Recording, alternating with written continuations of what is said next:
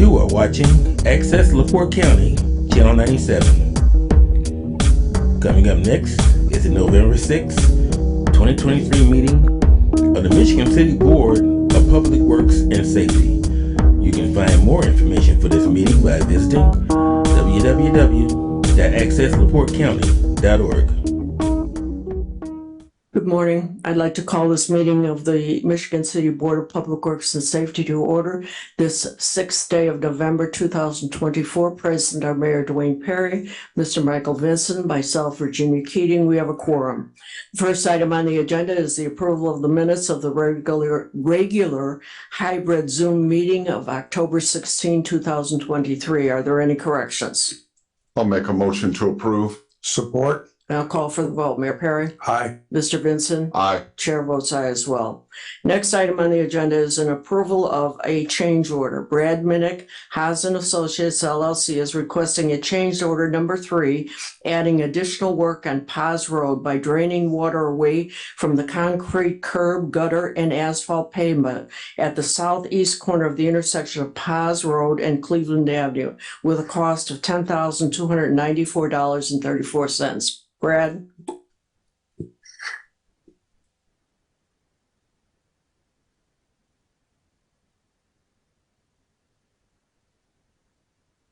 Good morning, Board. Brad Minnick, Haas and Associates.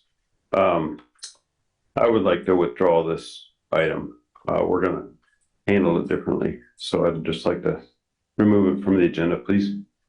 Okay, all right. Then we just won't proceed on it. Thank you. Next item on the agenda is a contract approval. Approval of the 2024-2025 union contract between Local 228, Council 962, American Federation of State, County, and Municipal Employees, AFL-CIO, and the Civil City of Michigan City, Indiana. Amber, did you want to go over the changes? Sure. So this would be the contract for 2024 through 2025 with AFSCME in the city. Some of the highlighted changes would be animal control work hours, so that we have an animal control officer on board 7 days a week. So we're modifying the hours there. To add holidays so they mirror the general employees handbook. The 6% raise.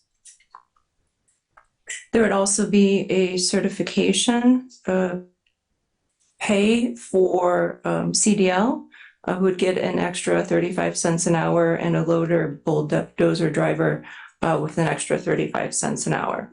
And those are the changes. Thank you. Is there any public comment? Board comments? Motion to approve. I'll second. I'll call for the vote. Mayor Perry? Aye. Mr. Vincent? Aye. Chair votes aye as well. Next item on the agenda is an updated job description. Tanisha George, Human Resource Director, is requesting to update the job description for Vector Control Assistant due to the changes in the Vector Control Department in the city government organizational chart. Good morning. Good morning, Board. Tanisha George, Human Resources Director. What you have before you is just basic job description update. The Vector Control Officer and the Vector Control Assistant are currently under the organizational chart on the organizational chart under the Street Department. And as of January 1st, the Vector Control Officer and the Vector Control Assistant will be their own separate department. They also have there's also 2 other full-time employees in this particular department. So this is just basically updating the job description to reflect that change. Thank you. Thank you. Is there any public comment? Board comments? None here, I Madam have a question. Yes, sir. Who then will that department report up to? The Vector Control Officer will report to the mayor. The Vector Control Assistant will report to the Vector Control Officer. Okay, thank you. You're welcome. I'll second. I'll call for the vote. Mayor Perry? Aye. Mr. Vincent? Aye. Chair votes aye as well. Next item is a policy number 304 update. Todd Tanisha George, Human Resource Director, is requesting to update policy 304 in the Michigan City Policy and Procedure Manual vacation bonus. Updating the policy will change the administration for non-contractual employees from a scheduled calculation based on years of service to a flat percentage to match what contracted employees receive. And that's as reflected in the council ordinance number 4706. Thank you. Yes, what this particular policy addresses is the vacation bonuses for non-contractual city employees. At this time, contractual city employees receive a 3.5% vacation bonus. So what this policy will do is to change for non-contractual city employees to give them the same benefit instead of having the schedule graduated. 1%, it used to be, well, currently it is for, I think from 1 to 4 years, you get 1%. From 5 to 10 years, you get 2%. So what this does is it changes it that everyone gets the 3.5% I see. across the board. Is there any public comment? But that would be effective next year, Yes, correct? I'm sorry, yes, Okay. as of January 1st. Obviously, yeah. Yeah. Any board comment? I'll make a motion to approve. Support. I'm gonna call for the vote. Mayor Perry? Aye. Mr. Vincent? Aye. Chair votes aye as well. Next item on the agenda is the Michigan City streetlight policy. The Board of Public Works and Safety's crafted and has before us today for approval a policy request for requesting new or additional lighting in the city of Michigan City. The purpose of this policy is to define the procedure for homeowners seeking installation of new or additional street lighting and to efficiently enable the city and its various departments to access requests for either new or additional street lighting on city-owned property. And included in this today is a form for that purpose. And that form is titled Verified Petition for New or Additional Lighting Facilities, and that is available through the clerk's office, and I believe it'll be available online as well. Amber, do you want to add anything to this? So the streetlight policy follows the statute, and I want to thank Attorney Beal for helping put this together, and also Madam President, I know you were very instrumental in helping put this together.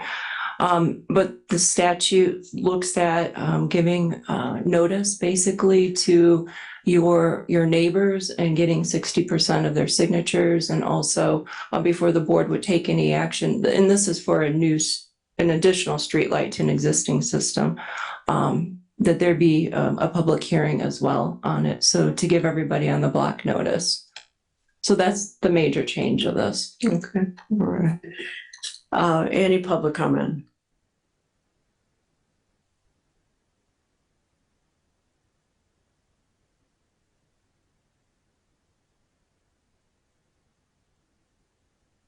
Good morning, board members. If by chance, if I ask you to repeat a question, because I got stuffed up here, so I'd appreciate it. City Councilman at Large, Don Przybylski, and I have one question about this. Is where it says review a petition that at least 60% of the neighbors that live in the block where this light is going to be proposed That's right. has to go around and they have to approve of it. That's right. So my That's in the question- state statute.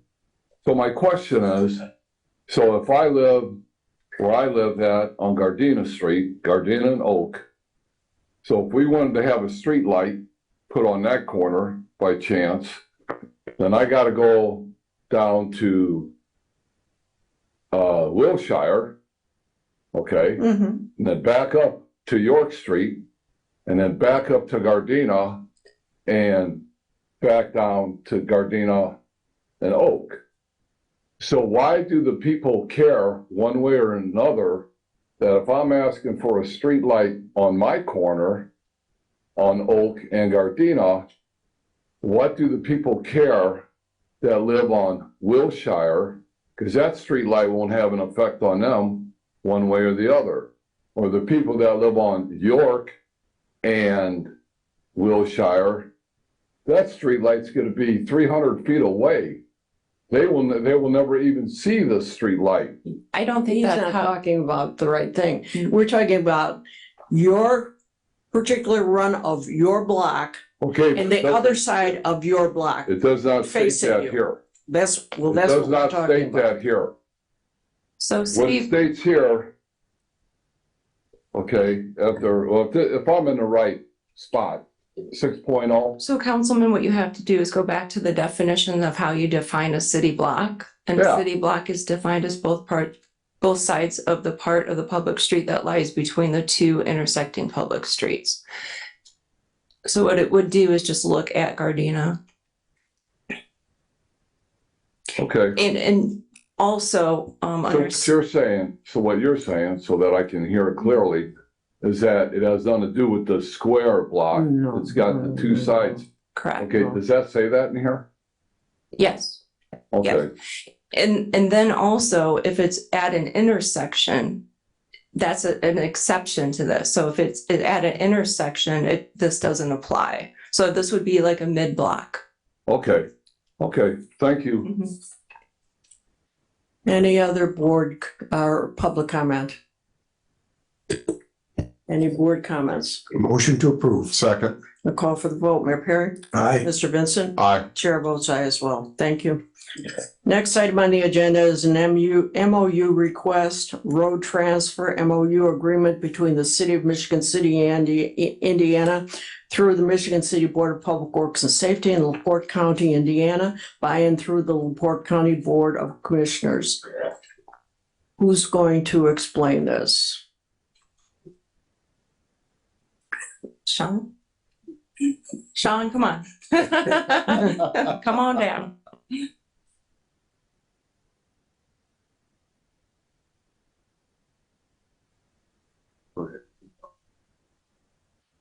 Good afternoon, good morning, excuse me. Sean Smith, Street Director, City of Michigan City. This actual MOU is an agreement between the LaPorte County Highway Department, the City of Michigan City. It's in reference to roads that the county currently, as we speak, owns, but they are wanting to transfer them over to the city. The city's position, like for instance, Paz Road is right by a high school. We have more capability to get that road taken care of, as well as all the other, secondary roads along there. It's basically to cut the time response down to get these roads taken care of. Okay, so And let's, oh, excuse me, go ahead. I'm sorry to interrupt you. Go ahead. No, and the county is going to take from the city certain roads that, for mileage standpoints, it's better for them to do. Like for instance, Mill Road, the county does. I believe it's the east side, the city does the west side. It's best that the county, since they're already there currently, to do both sides. The county is, I think, also 400 between 421 and Ohio Street. The county will take over as well. Well, for clarity and for the record, what streets are we talking about? What roads are we talking about? What is going to, the county is going to take over, and what is the city going to take over? You can just read it into the record, if you would, please.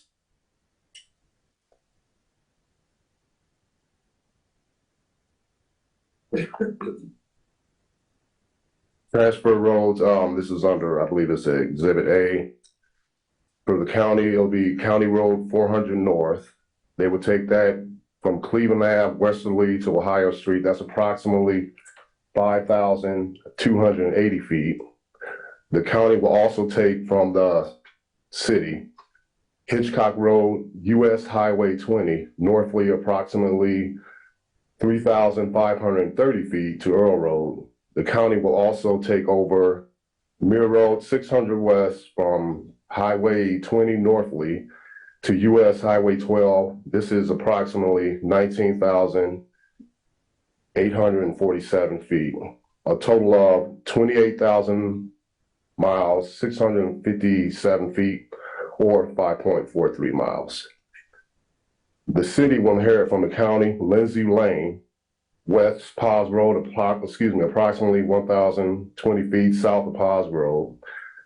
the city will inherit Paz Road from Johnson Road to approximately 3,400 feet west of Johnson Road, Clover Lane from West Paz Road to approximately 1,480 feet south of West Paz Road, Division Lane from Clover Lane northeasterly, approximately 668 feet to Prairie Lane, Meadow Lane from West Paz Road to approximately 1,580 feet south of West Paz Road, Prairie Lane, West Paz Road to approximately 1,937 feet south of West Paz Road, West Glenbrook Drive from West Paz Road to approximately 224 south of West Paz Road, Brookside Court from West Paz Road to approximately 700 feet south of West Paz Road, and Sal Court from East Cool Spring Ave to approximately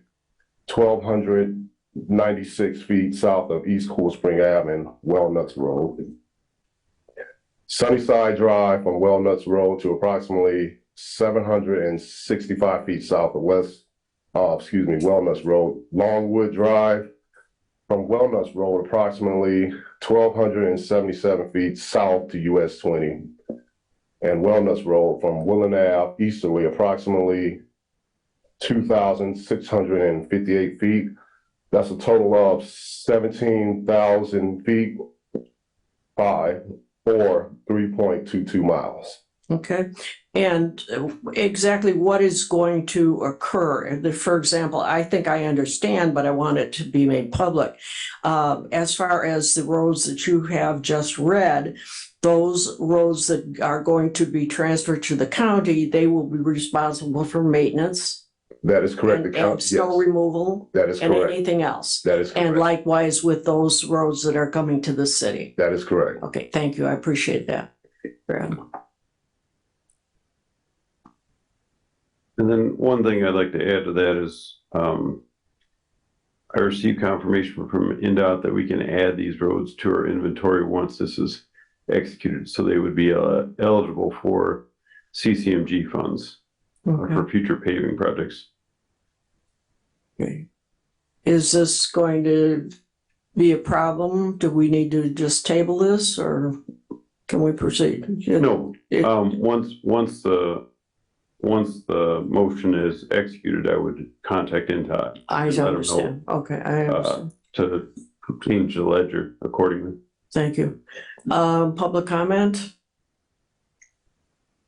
Board comment? If I may, Madam Chair, please. From my perspective, in the conversations I've had for the understanding of the public, a fair amount of this has to do primarily with snow plowing and the difference in our equipment fleets between ours and the county. Their trucks have larger, wider plows, which are better suited for roads and streets that are not heavily occupied by residences. Our equipment is better suited for smaller roads and tight places. That has a fair amount to do with this. That's excellent explanation. And this has no effect on emergency response, fire, police, paramedics. No, the statute, specifically Indiana Code 8-23-4-12 allows the municipalities to do this subject to a written agreement. The county commissioners did adopt this last week, and we worked with our county counterparts, and we also shared with them the good news with the CCMG and that we could update roads and apply for funding as well. Thank you for that explanation. Okay, do I have a motion? I have one more question on what is meant by regulating certain roads? Would that be speed? Speed, stop signs, anything like that we would need to regulate. Any kind of control. Okay, so that would be under back to my question about PD and emergency response. That would be for patrolling only, not for 911 calls, I don't understand where the separation is on that. It would have nothing to do with that. This would just literally be for the maintenance of the roads. So this is more of a common sense rather than stopping, plowing halfway through pause. We continue to go all the way through pause. It just doesn't logistically make sense for us to stop, wait for county to come in where they have jurisdiction. This is a more of a common sense, let's get the job done while we've got the equipment out there. So as far as handling any traffic accidents or anything on those roads, that continues on. If it's county, it's county. If it's city, it's city. Yep. That changes none of the jurisdictions. No, it doesn't. No. I'd like to make one comment with a question mark at the end because I believe I'm right. I think this also applies to primarily snow removal, but when we have a major snowstorm like we've had, we look at our streets as prioritizing them for clearance, arterials, primary, secondary streets, and then the smaller streets. I think that is that a fair assessment, Mr. Minnick, that might have something to do with it? I'll I let should ask Sean for get one, through that sorry. on priorities. Yeah, that's street department stuff. Yes, pretty much it does. The arterial road, for instance, like I was saying, Paz Road is a major arterial road, and we're there. We're around the clock, so it's more logical for us to stay there and complete that roadway as opposed to stopping at the second entrance, turning around, going back to Cleveland Ave, and you still have a stretch from Cleveland Ave to, Johnson that's not touched. For like, this could be hours. So yes, it's pretty much taking care of the arterial roads. Basically, all the other streets in there is secondary roads as well. And plus our equipment is smaller and able to get through cul-de-sacs and secondary roads as well. Thank you. This sounds like a good common sense approach, and it's fresh to hear government working and reaching out across county and city lines, shaking hands and doing the right thing. I make a motion to approve. Support. I'll call for the vote. Mayor Perry. Aye. Mr. Vincent. Aye. Chair votes aye as well. Next item on the agenda is an easement acquisition request. Marie Jet, INDOT, is requesting to purchase a small section of land in front of City Hall where our public events signage is located.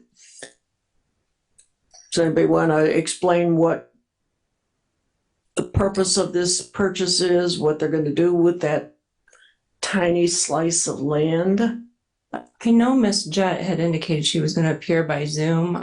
I don't see her though. I'm not sure if Mr. Miller is a representative. I don't know. I can kind of explain, and if Mr. Miller is the guy, he can jump in. So, Skylar York, the Director of Planning. I was on another call with INDOT, and they asked if I could talk to you, the Board of Works and Amber and some other folks. What they're doing is, if you look across the street on the east side of Pine, you will see a separated ADA pole.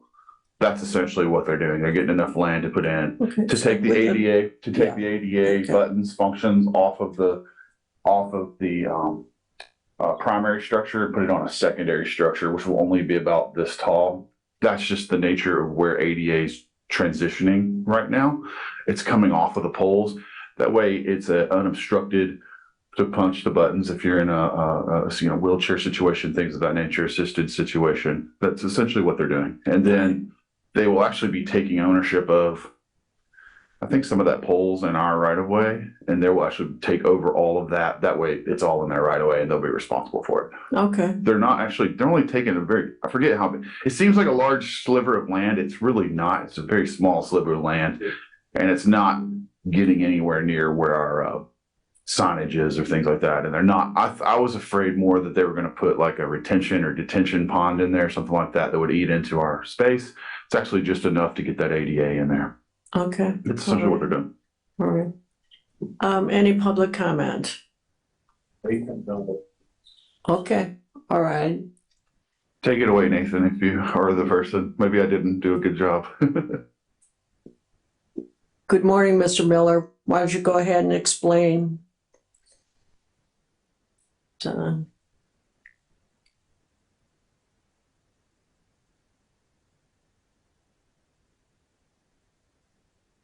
You're muted, sir. There we are. Can you hear me? Yes. Okay, sorry about that.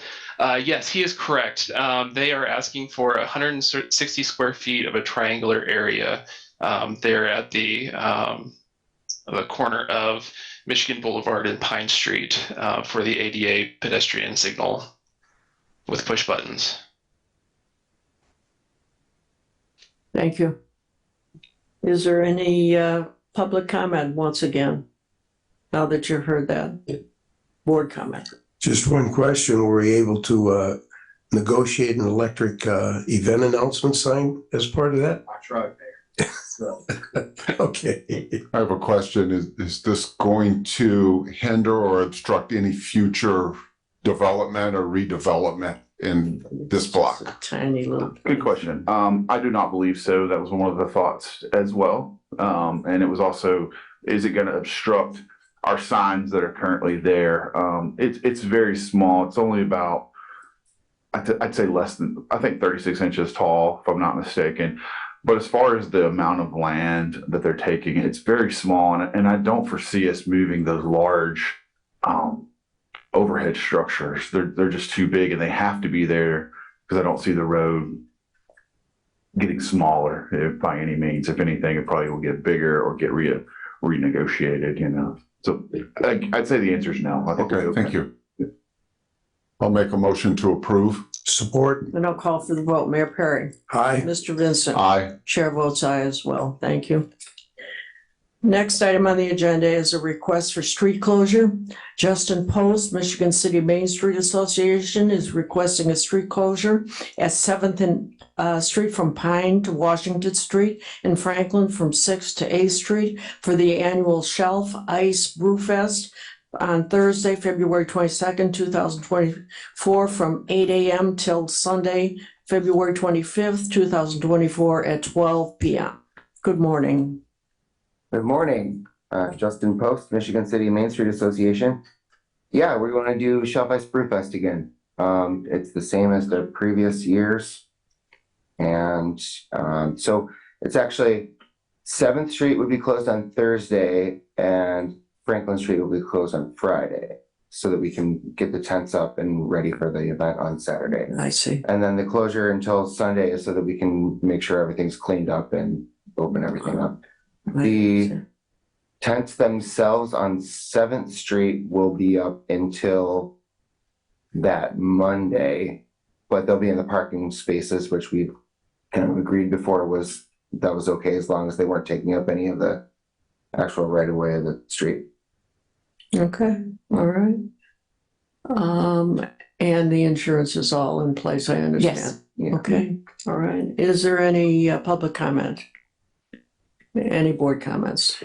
Just one, if there, I would expect to have our traffic officer here without his being present. If there are absolutely no changes from last year, then there should be no issue. But I have one request, please. Every year we have an issue with your visitors parking in that church parking lot that is to the east.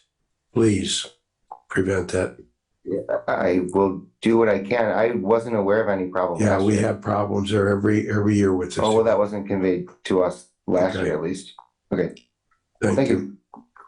Motion to approve. Second. I'll call for the vote. Mayor Perry. Aye. Mr. Vincent. Aye. Chair votes aye as well. thank you. Thank you. Next item on the agenda is a request for street closure. H&G Underground Utilities is requesting a street closure located on Harrison Street at the intersection of the alley that runs behind 2510 Wabash Street. Residential homes will not be affected by this closure.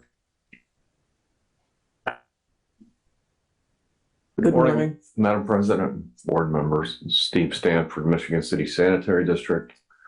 We have a contract with H&G Underground to bring drainage to the alley between Franklin Street, Washington Street, and South Harrison Street. And that's the purpose of the closure. Okay, and the closure will be from what date to what date? Ms. LePage, is it on the application, I trust? It said October 30th.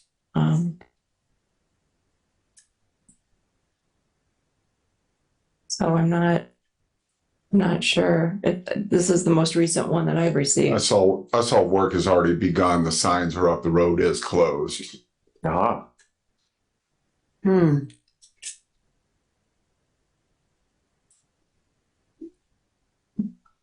I don't know. It gives me pause. Somebody needs to explain to these people that they have to wait until it's approved before they can go and start the job, don't you think? yes, ma'am. Would you talk to them? Yes, ma'am. Okay, appreciate it. And how long is this gonna last? Do you have any idea, Steve?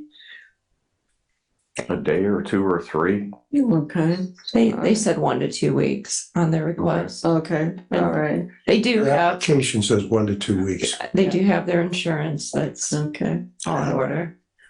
All right, is there any public comment?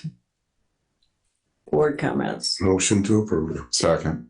I'll call for the vote. Mayor Perry. Aye. Mr. Vincent. Aye. Chair votes aye as well. Thank you, Steve. Next item on the agenda is a drainage issue. Councilman Paul Prespolinski is requesting the high standing water due to a drainage issue at Washington and 11th Street heading north be addressed as soon as possible. Brad? So I had notified Nikki of the situation, August 15th as part of the ongoing punch list for the project. And their punch list work continues. So it's on the contractor's to-do list to fix the standing water issue.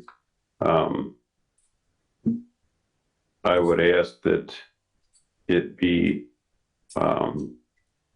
tabled until the second meeting in December. Okay, all right. Do I have a motion to table? Motion to table. Second. I'll call for the vote. Mayor Perry? Aye. Mr. Vincent? Aye. Chair votes aye as well. Next item on the agenda is a safety request, streetlight request. Angela Carter, 320 Springland Avenue is requesting potholes be filled, which are causing safety issues in the 300 block of Springland Avenue, and is requesting a mid-block streetlight between Dixon and Porter. The first portion of this, the potholes, I thought that was taken care of before, has it not? Okay, all right. So then we're dealing today basically with the only issue, and that is the street light mid-block. Since we just passed a street lighting policy, I think that this would fall under this street policy, and we need to have that policy and procedure complied with. So I would suggest that the clerk's office might contact Ms. Carter and inform her what the obligations are, and perhaps send her a copy of the procedure. Okay, and the verified petition. Would you do that? Thank you. Is there any? Did you want to put this on the pending list? Yeah, Maybe please. first meeting in December? Give her time to get the application. Why don't we give her the application and see how she's going to address this? Now, I believe the block that she's talking about. Oh, I'm sorry, the block that she's talking about, the last time she came was the second 200 block. This one's a 300 block.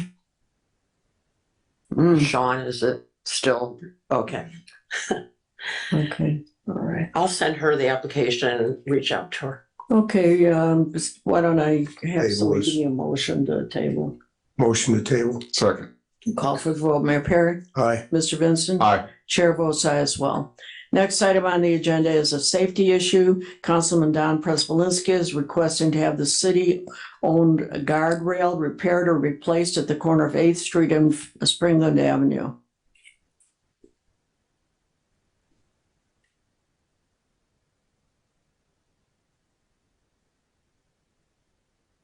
City Councilman at Large, Don Prispolinski. And first of all, just to give a description of where this is at, is 8th and Springland Ave. That's the intersection. As you go east past the sanitation department, you go up the hill, that guardrail sits off to the left, okay, to the north. First of all, I believe that this guardrail that's there now was installed possibly 50 years ago, 60 years ago. And it's a public safety issue because that guardrail will not hold a vehicle if it decides to go off the road and down into the ravine. That used to be, I believe that's the old Seneca Petroleum Company used to sit down there. Well, there's like a 25 foot drop off down there. So that's one of the reasons that, well, the main reason that I believe that this guardrail should be removed and a new one installed up to NDOT and OSHA regulations for highway guardrails. The other thing is that this guardrail is unsightly. It's worn out. The reflective tape that's on it is folding up. The boards that are used for the guardrail are cracking. Some are missing, some are misdirected. The nails came out, the bolts came out. And, oh, well, you have a picture right in front of you. Okay, all right. So you see exactly what's going on there. Also, the high vegetation, I don't know why that this is not maintained throughout the year. There's trash, as I left there this morning, there's trash laying around the area. To me, for that part of town, it's unsightly, it needs to be repaired, or it needs to be replaced with an up-to-date standard guardrail. And that's what my request is. And I've had both Sean Smith there and Brad Minnick looking at this guardrail, so they're very well in tune to what the issues are there. And that's my request. Thank you. Thank you. Is this yours? Don't want to lose that. Okay, so you do have a picture in front of you. There's basically two options. Would be to remove and replace existing panels with a 3-panel system like you typically see on a Type 3 barricade. And that cost for materials only would be approximately $1,150. And the street department would install that. The other option would be to formally install steel guardrail by a contractor certified to do that with NDOT. I have budgetary number of that based on bid tab history, approximately $20,000. I don't have a quote at this point. So what I would ask you to do is to table it until the next meeting, the first meeting in December, so I could have quotes for that work. And depending on schedule, potentially put the Type 3, the orange and white barricades up initially, and then have the guardrail installed at a later date. Okay. So in terms of funding, if the quotes come in as anticipated, there's funding available for it. Okay. But I have to go through the process of soliciting formal quotes. Okay, all right. Sounds like a plan. Motion to table, do I have? No, I'm gonna ask the council, oh, yes, I'm sorry, Madam Chair, I'm gonna, I motion to table until also we can get a report from our traffic officer, how many accidents we've had there, because there's several streets that blend in there, Springland Ave, Vale, and 8th Street. And each one of those streets has a stop sign at that intersection. So if there's been an accident there, it's probably a low speed accident. But I'd still like to know how many accidents we've had there. Okay, we still need to do something about this on site. Oh, no, I don't disagree with that at all. Okay. I'd also like to know, is there different types of guardrails or protection that's needed based on speed limits of the street, approximation of stop signs, things of that nature? I mean, we don't need a guardrail like we have on Interstate 94 for 8th Street, right? It would not be a concrete barrier. No, it would be a steel guardrail, similar to what you see on US 12 along the bike path, out near Nipsco's Westgate and beyond. As you go towards the county line, there's guardrail there. Yes. It would be something similar to that. Okay, thank you. Brad, I have a question. Am I hearing this right? I thought you said there was two options. The first was remove and replace with a 3-panel system. And then the second was getting your quotes. Right, so the 3-panel system would be basically replacing it in kind with what's out there today. So would that, it would be adding a third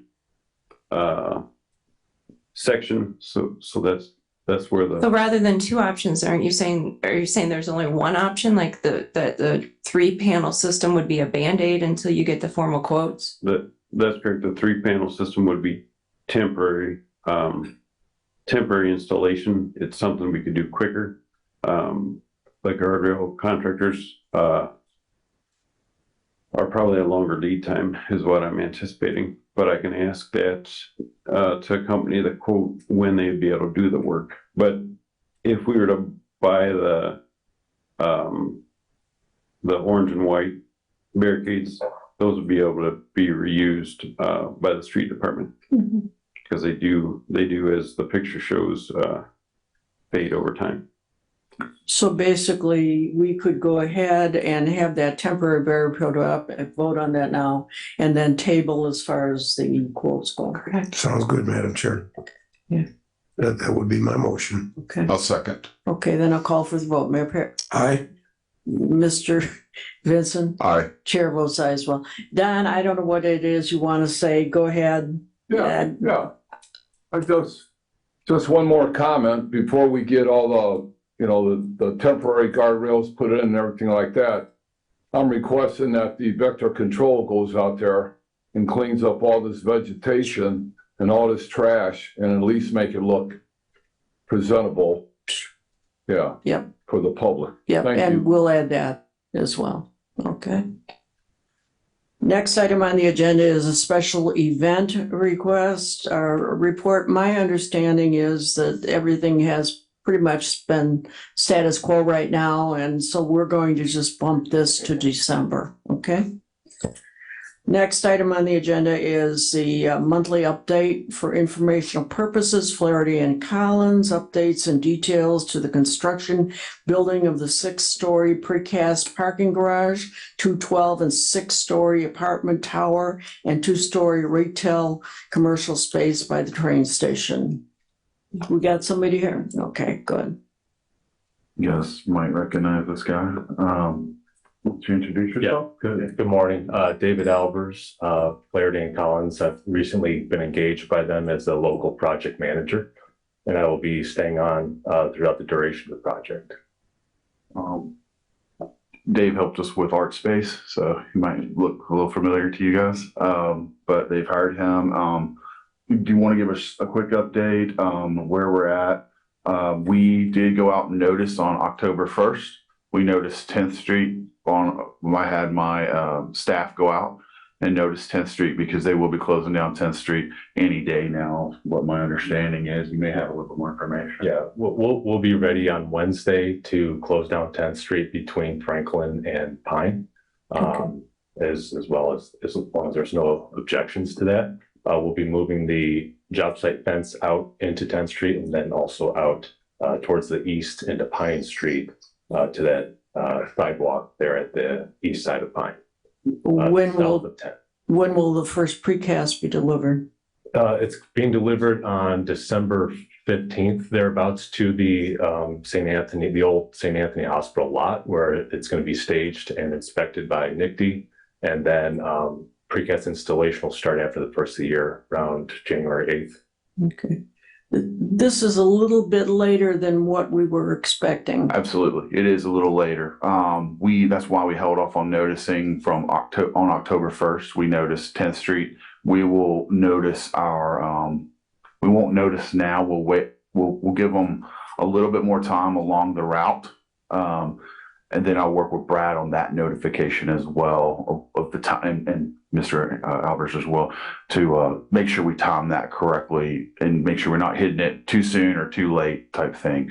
10th Street, we want to give those as much time as possible. So I gave them a whole month of notification to say, hey, we will be doing this. As far as being pushed back, we hit some things on site, so we couldn't get the foundations in, because we had to have once you hit something, you have to go through a testing process, and all these things have to happen. So it pushed out our time frame a little bit. Okay, but you do have some equipment over there, I see. Right. Okay. Yes. And will there be additional equipment brought in? Right. Yeah, there will be additional. Okay. Right. Okay, all right. Do you have a date for setup of the crane to start? That'll be around probably middle of December as well, just to get everything set up, get the proper protections in place. Yeah, I have a date. I'm sorry, it'll be end of December. End of December, okay. Okay, well, thank you for the update. We'll see you in a month. Yeah. All right. Moving back. Okay, the next item is an add-on, and it's a request to use the horse and buggy carriage ride down at the lakefront during the holidays. The request is to use the ride from 4 p.m. to 8:30 p.m. on 12/16 and 12/17. They'll be looping and crossing at the Port Authority parking lot, and the purpose is to view the lighting downtown. I don't know if there's anybody here to explain this. I think it's pretty self-explanatory. Is there any public comment? Is there any board comment? I'll make a motion to approve. Pending the park and port. Yeah. Yeah, okay. Yeah, because I'm not aware that The they first time approved we it. did this, it was in conjunction with the Festival of Lights and a chili cook-off, and we had to dog it off at the end because there was an inspection that was never performed. So as long as we're not voting on this today, then pending all of the requirements are met. I'll second My that. motion will include pending the approval of Park Board and also the Port Authority. Support? Well, I think, Mayor, what you were getting at is that PD goes out and inspects the Mhm, carriages, that's so right. that's subject to the inspection by PD Yes, as That well. was the problem we had last year with it. Okay, so we've got a motion. Do I have a second? I think I second it. Okay, then I'll call for the vote. Mayor Perry? Aye. Mr. Vincent? Aye. Chair votes aye as well. Moving on then to payroll docket for October 20th, 2023. City payroll of $691,268.34. Claims docket for November 6th, 2023. Municipal claims of $1,360,239.81. Health and Life Insurance Fund, $310,275.42.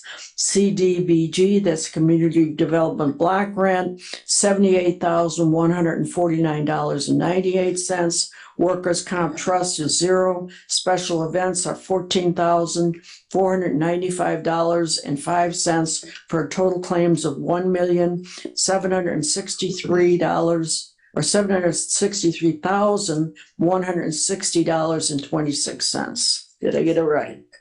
Yeah, I'll make a motion to approve as read. Support? Call for the vote. Mayor Perry? Aye. Mr. Vincent? Aye. Chair votes aye as well. Next is the pending items on finished business list. The first one being Councilman Don Prespolinski's maintenance request. And this was in regards to the painting of the decorative light poles throughout the city. I understand that you've done some work on it, Sean. And I have to say, when this first came to us, my impression was that we were painting the whole pole. And now I understand that you're just painting the base, correct? That's the only thing you're doing?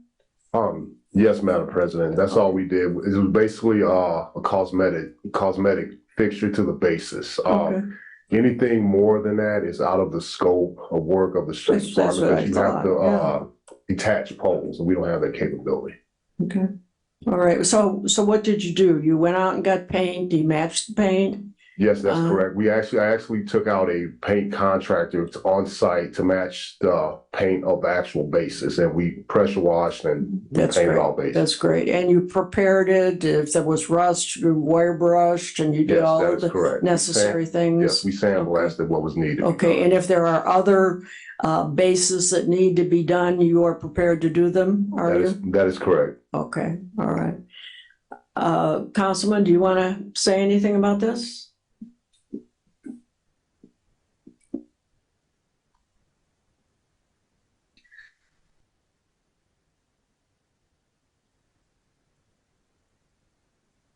Well, I just want to thank Sean so far in his cooperation in doing this. I think that possibly the project got blown out of proportion than what Sean and I originally had spoken with. Looking at the bases of the poles, that's basically where a lot of the paint is coming off. If you know, just like Wabash Street, same thing. Everything south of 11th Street. On the light poles, if you look at the bases, it's from the snow, the salt, what have you, being pushed against the bases. And as simple as it is, I mean, I don't know if Sean's using a brush and a paint or a spray paint, but that's all it takes to clean these things up and make them look nice again. We don't have to get in and taking them all down, getting them all sandblasted and doing all this kind of work. That's basically what we're talking about. It's just, fixing them up and taking care of the bases right now. Well, So anyway, I thank you for your attention on this item. okay, and I wish that we'd known at the onset that this was a de minimis job that we were talking about rather than having to take the poles down. Brad, thank you for clarifying that. I appreciate that. Madam Chair, I'll just say I was under the same impression as you were about when it was brought to us. It was decorative light poles. That's exactly right, yeah. And yeah, I envisioned somebody up on ladders or a man lift and Cranes. and the whole 9 yards. So, it just seems like Mr. Smith took care of this, not here just recently, but years ago. So And I thank him for that. Yes. Yeah. Thank you very much. I think that we can probably have a motion to remove. I make a motion to remove. Support. I'll call for the vote. Mayor Perry? Aye. Mr. Vincent? Aye. Chair votes aye as well. Next item on the agenda is a request to purchase a vacant property owned by the city of Michigan City on Wildwood Drive. Amber, would you explain the status on this? Sure. The survey has been completed so that we could get the description for an easement if we do offer this for sale. So where we're at procedurally is this board made a motion a few months ago requesting that an appraisal be done of the property before we offer it for sale. So today what I'm wondering is the board still set on the appraisal? Under Indiana law, if a property is assessed for tax purposes under $6,000, we don't have to have an appraisal. So right now, the most recent assessment from 2023 on this parcel is $1,800. So I just want to make sure that the board still wants to get an appraisal. And if so, I'll order that and then we'll go from there and then prepare the bid documents on it. What's pleasure? I don't see a reason why we should appraise something of that little value. We'll pay just as much for the appraisal as it's worth. So do we have to withdraw that motion or? You could withdraw that motion, or you could ask that it be performed. I'm just a bit surprised that the property is appraised that low unless it's That's the assessed value. unless it's entirely wetlands. There is a wetland there. Okay. Mhm. So I need a second. Second. Wait. Mayor, I would say, just to add on, there's a floodplain there. There is a wetland and a floodplain with this piece of property that you're dealing with. So that's probably hence why it reflects on the assessment. There's not a lot of buildable space there Okay. without Thank you. going to extreme measures to build. Right. And you're dealing with possibility of an easement. So that's probably why it's Right. so low. Okay. All right. I'll second. Then I'll call for the vote. Mayor Perry. Aye. Mr. Vincent. Aye. Chair votes aye as well. This ends the business portion of this meeting, and we're moving on to public comment. As I always say at this time, any matter requiring board action will not be discussed under the public comment section of the Board of Works meetings. All matters that require board action must be placed on the agenda using the forms and procedures available at the clerk's office. And public comment is limited to 3 minutes. Go ahead, Tommy. Hi, Tommy Kolabic, 1316 Ohio Street. I have some public service announcements. I want to wish all the Marines out there a happy Marine Corps birthday on Friday, November 10th. It's the founding anniversary of the Marine Corps. I want to wish all the veterans a happy Veterans Day on November 11th. Mayor Perry, Michael Vincent. I want to also recognize mention that our property taxes, our fall installment of the property taxes are due on Monday the 15th. It was supposed to be due on Friday, but they're recognizing Veterans Day on Friday, so it's due Monday. I want to say happy anniversary to me on the November 21st. It'll be my 10-year anniversary since I purchased my beautiful turn of the century Michigan City mansion there, 1316 Ohio Street, became a city resident. I also want to recognize on November 22nd, it'll be the 6th-year anniversary of the assassination of President John F. Kennedy. I also want to mention that that'll also be the 3-year anniversary we lost our dear friend and former board president, Keith Harris. We all miss him very dearly. It's almost like he's going to come walking that door and join us. Almost like Mayor Perry can make a proclamation making that day for President Kennedy Day and Keith Harris Day on that day. I want to mention, if I'm not here next time, happy Thanksgiving, everybody. Thank you very much, Tommy.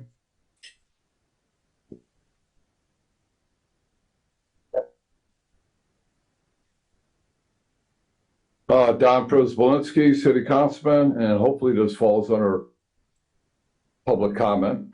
I'd just like to bring up again, and I know I brought this up back in the springtime after it was brought up at a city council meeting about the railroad crossings, the C&O crossings on Woodland Ave, Greenwood Ave, Risky.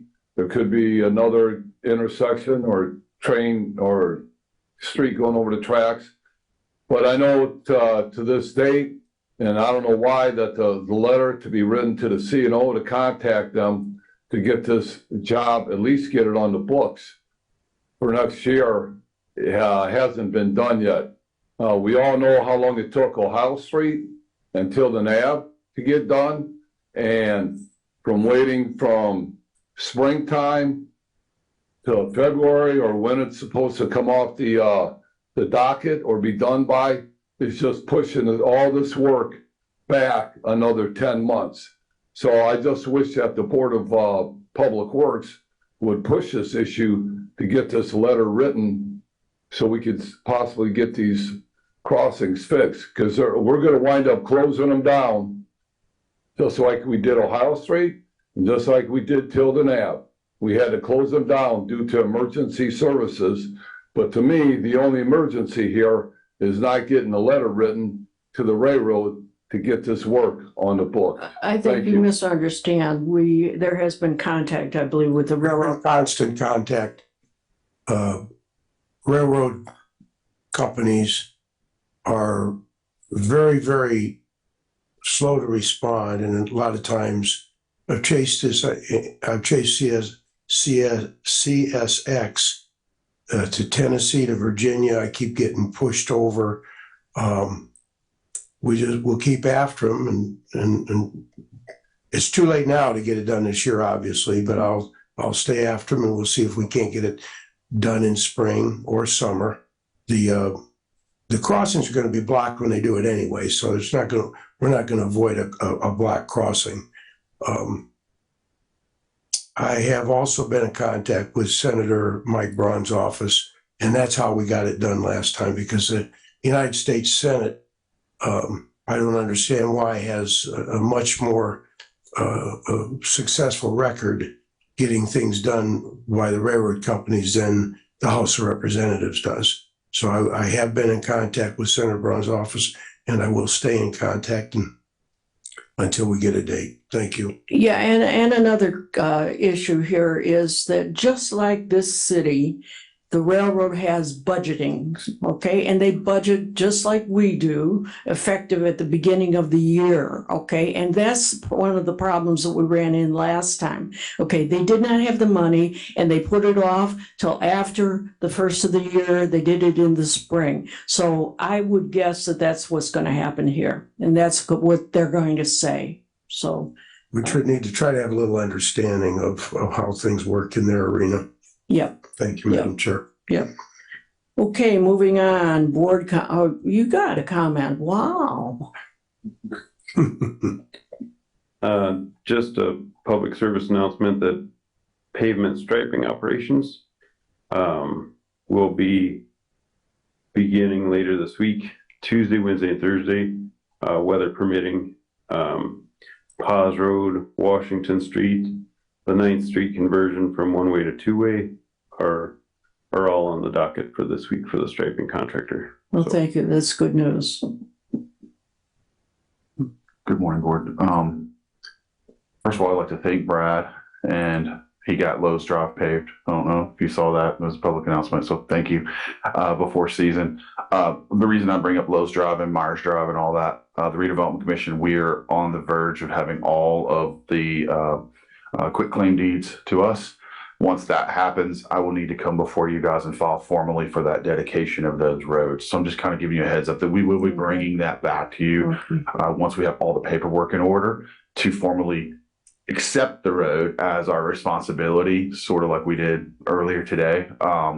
And then at that point in time, kick it into the CCMG inventory, being able to pave it for later, and then ultimately punching through the rest and hopefully building us a new piece of road that connects all the way to Walmart Drive and then through to 400. So that's ultimately the goal. But right now, we've just been working with getting those pieces of roads actually in our inventory, in our possession. So I don't know if you've driven it. I drove it a couple times yesterday. So should go drive it. Okay. Skylar, would you let the public know just how difficult an activity this was?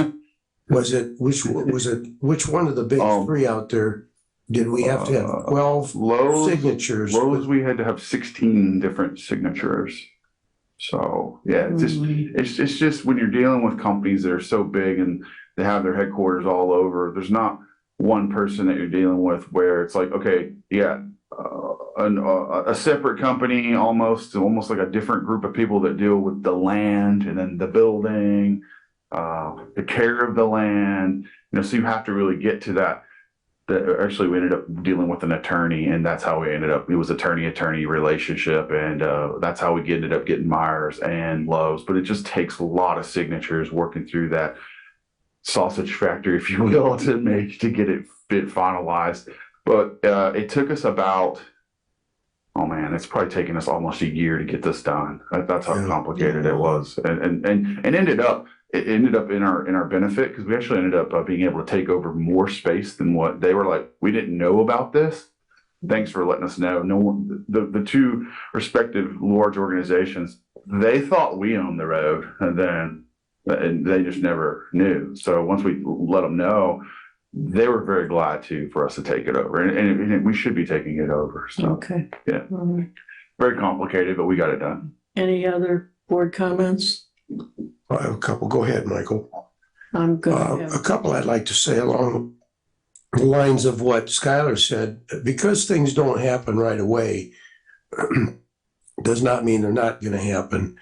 One of the first subjects that I tackled when I got in office was enlarging rather than building a new boathouse or a bathhouse for the boaters and at Sprague Marina, revitalizing the existing one and taking control of all of that property from Blue Chip. We still have not been able to do that because it's been tied up with the DNR, with Blue Chip, and with Michigan City.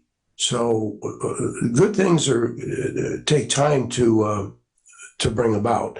The second thing, very quickly, we talked about the ornamental lights and cleaning those up. Probably the next thing we're going to have to look at are all of the lights along the boardwalk, all the structures leading out to the pier. They're already sandblasted, so we'll probably save some money there, but they all need to be cleaned up and retouched. Okay, I just want to compliment these three gentlemen sitting here for their cooperation. They have done tremendous work because they cooperate with each other, and thank you very much for doing that. Absolutely. Okay, I make a motion, we adjourn. Support. we'll call for the vote. Mayor Perry. Aye. Mr. Vincent. Aye. Chair votes aye as well. Thank you. Thank you.